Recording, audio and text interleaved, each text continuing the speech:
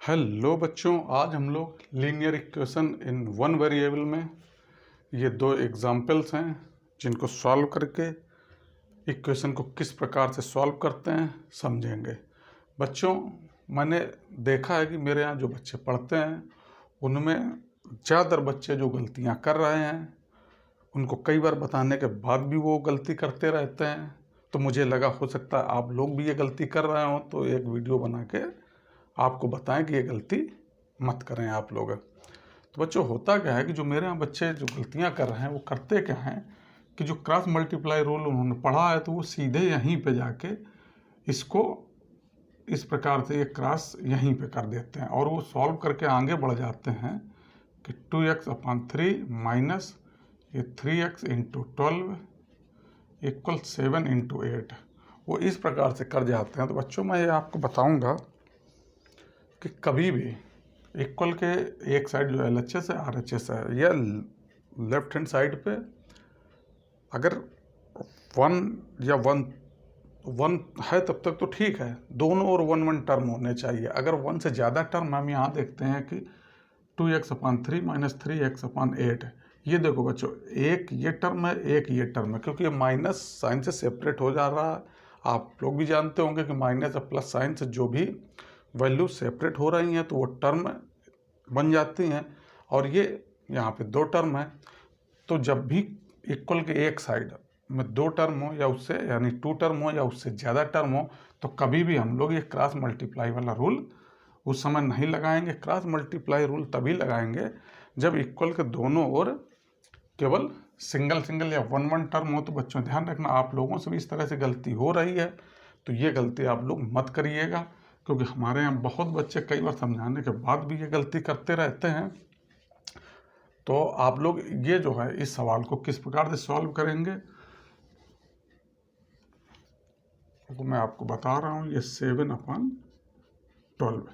अब ये क्योंकि ये टू टर्म्स हैं, इनको यहीं पे हम सॉल्व करेंगे। सबसे पहले इसको हम देखेंगे कि ये 3 और 8 हैं, तो इनका एलसीएम निकालेंगे। जिन बच्चों को एलसीएम निकालना आता है तो अच्छी बात है, जिनको नहीं आता वो मैं बता दूं कि 3, 8 का एलसीएम निकालना है, तो इनको इस प्रकार से 3, 8 लिख देते हैं। फिर सबसे पहले हम 2 से डिवाइड करने का प्रयास करेंगे, फिर 3 से, फिर इस प्रकार से बढ़ते जाते हैं। तो यहाँ हम देखते हैं 8 2 से डिवाइड हो जाएगा, तो जो डिवाइड नहीं होता वो नंबर सेम वैसे लिख देते हैं। 3 नहीं डिवाइड हो रहा तो उसको सेम लिख दिया। अब 2 4 जा 8, फिर 2 से किया 2 2 जा 4, फिर 2 से किया तो 1। अब इसके बाद 3 से करेंगे तो 3 1 जा 3, और ये तब तक बढ़ते जाते हैं जब तक कि 1 1 1 लास्ट में ना आ जाए। अब एलसीएम क्या होगा, इन सब का जो प्रोडक्ट आएगा वो एलसीएम हो जाएगा। तो 2 इंटू 2 इंटू 2 इंटू 3 ये इक्वल 24। ये एलसीएम आ गया 3 8 का। तो आप लोग फ्रैक्शन लगाते होंगे, तो अगर 2/3 माइनस 3/8 होता तो फ्रैक्शन को भी इसी तरीके से सॉल्व करते, सेम उसी प्रकार से सॉल्व करेंगे। तो ये हमारा यहाँ पे 24 एलसीएम आ गया। अब 3 8 जब 24 होता है तो 8 का न्यूमरेटर में मल्टीप्लाई कर देंगे, तो ये हो जाएगा 2x इंटू 8 माइनस 3x। अब 8 3 जा 24 इंटू 3 इक्वल 7/12। अब ये हो जाएगा 16x minus 9x upon 24 equal 7/12। अब ये हमारा आ जाएगा 7x अपॉन 24 इक्वल 7/12। अब बच्चों हम देखते हैं यहाँ पे, ये देखिए LHS पे भी सिंगल टर्म है, RHS पे भी सिंगल टर्म है, लेकिन इस जगह पे क्या था, LHS पे 2 टर्म थे, एक ये टर्म और दूसरा ये, मतलब फर्स्ट टर्म ये, सेकेंड टर्म ये। तो जब तक लेफ्ट हैंड साइड या राइट हैंड साइड में यानी 1 से अधिक टर्म है, ये ध्यान रखिएगा बच्चों, अगर 1 से अधिक टर्म है तो क्रॉस मल्टीप्लाई वाला रूल नहीं अप्लाई करेंगे, वो तभी अप्लाई करेंगे जब सिंगल टर्म हो जाए। यहाँ पे हम लोग देखते हैं कि सिंगल टर्म हो गए 7x/24 और 7/24, इनके बीच में कोई प्लस माइनस का साइन नहीं है। तो अब यहाँ पे क्रॉस मल्टीप्लाई आप लोग रूल लगाएंगे, तो ये हमारा हो जाएगा 7x इंटू 12 इक्वल 7 इंटू 24, यानी इसका इसमें मल्टीप्लाई कर देंगे, इस वैल्यू का इधर मल्टीप्लाई कर देंगे।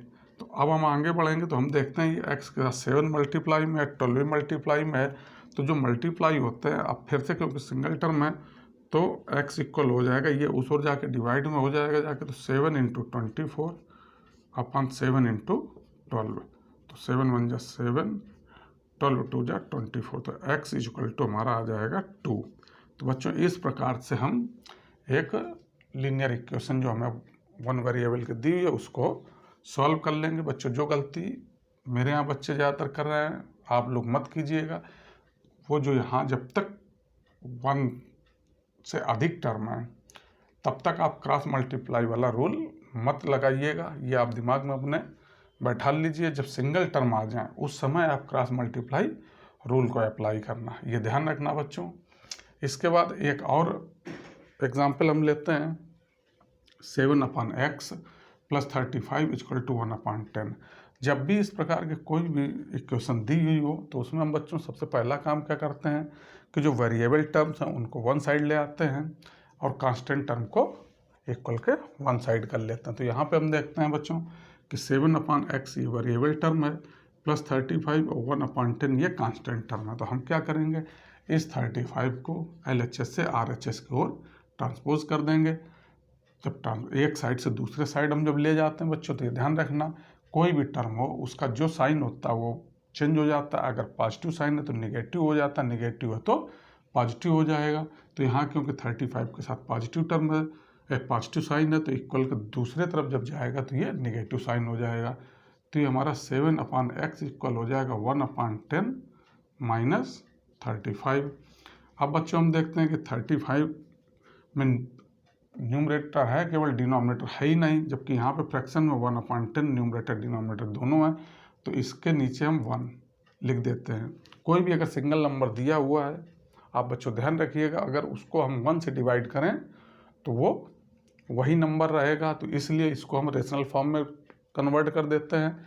तो 1 से डिवाइड कर दिया तो ये 35/1 हो गया। आप दोनों फ्रैक्शन फॉर्म में देख सकते हैं हम नंबर हो गए। इनको जब सॉल्व करेंगे तो इसका एलसीएम 10 आ जाएगा, तो 10 × 1 = 10, तो 1 माइनस 1 × 10 = 10 हो जाएगा, तो 35 × 10। अब जब आगे बढ़ेंगे तो ये हो जाएगा माइनस, अभी नहीं इसको कर लेते हैं 1 - 3, 35 × 10 350/10। नेक्स्ट लाइन में आ जाएगा 1 में 350 सब्ट्रैक्ट करेंगे तो 1 में तो 350 होएगा नहीं, तो 350 में हम 1 को सब्ट्रैक्ट कर देंगे तो 349 आ जाएगा। अब इन दोनों में हम साइन देखेंगे किसका बड़ा है, -350 का। तो बच्चों जब भी दो वैल्यू दी हुई हो उनको जब एक पॉजिटिव साइन एक में निगेटिव साइन हो, तो एक पॉजिटिव एक निगेटिव, तो हमेशा ये सब्ट्रैक्ट होगा, लेकिन साइन किसका आएगा बच्चों ये ध्यान रखना कि जो भी वैल्यू जिस साइन की बड़ी होगी साइन हमेशा उसी का रहेगा। तो ये क्योंकि 350 नेगेटिव साइन के साथ है तो -349/10 हो जाएगा। यहीं पे अगर ये 350 -1 लिखा होता तो यहाँ हम देखते हैं कि ये कोई साइन नहीं, तो पॉजिटिव का 360 है और ये 1 है, निगेटिव का तो ये 1 से बड़ा है, तो इसको जब सॉल्व करते हैं तो 349 आता है।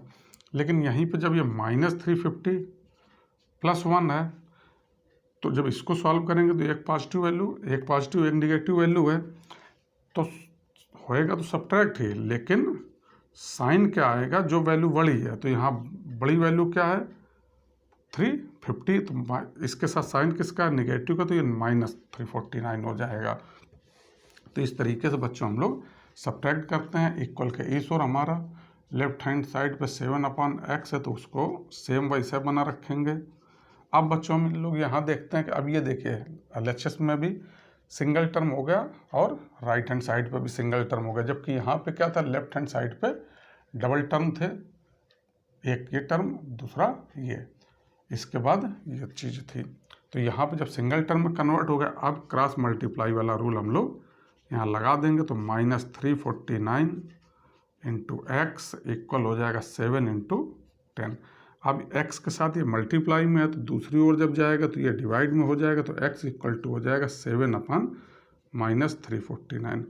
बच्चों ध्यान रखना कोई भी है जैसे positive value upon negative value है तो इसका जो रिजल्ट आएगा वो हमेशा निगेटिव रहेगा।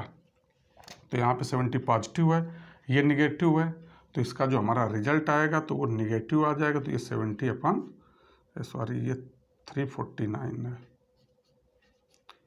349। तो यही x का वैल्यू आ जाएगी। बच्चों मैं उम्मीद करता हूँ कि आप लोग अब इन सवालों को देख के समझ गए होंगे और कभी भी ये क्रॉस मल्टीप्लाई जो रूल यूज़ करते हैं उसमें गलती नहीं करेंगे। ये तभी क्रॉस मल्टीप्लाई रूल अप्लाई करेंगे आप लोग जब इक्वल के दोनों साइड्स पे सिंगल सिंगल टर्म हो। यहाँ देखिए 7/x लेफ्ट हैंड साइड पे सिंगल टर्म था, -349/10 राइट हैंड साइड पे सिंगल टर्म था, तब अप्लाई किया।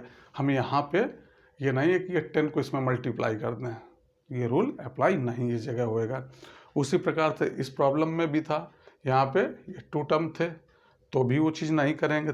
क्रॉस मल्टीप्लाई रूल तभी अप्लाई करेंगे जब सिंगल टर्म हो।